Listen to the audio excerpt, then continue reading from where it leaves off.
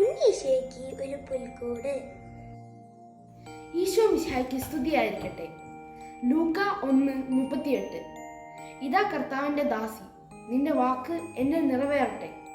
പരിശുദ്ധ അമ്മ തന്നെ പൂർണ്ണമായി സമർപ്പിച്ചപ്പോഴാണ് ലോകത്തിന് രക്ഷകനെ ലഭിച്ചത്.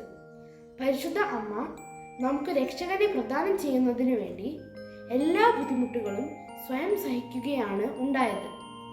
അതിന്റെ ഫലമായി നമുക്കായി ഒരു ലോകരക്ഷകൻ ഈ ലോകത്തിൽ പിറന്നു വീണു. അതിൻ്റെ ഒരു ഓർമ്മ ദിനമാണ് ഈ ക്രിസ്മസ്. നമുക്കും നമ്മുടെ ജീവിതത്തിൽ കഷ്ടതകളും സഹനങ്ങളും അനുഭവിക്കേണ്ടി വരുമ്പോൾ പരിശുദ്ധ അമ്മയെപ്പോലെ നമ്മെ തന്നെ പൂർണ്ണമായി ദൈവത്തിന് സമർപ്പിക്കാം.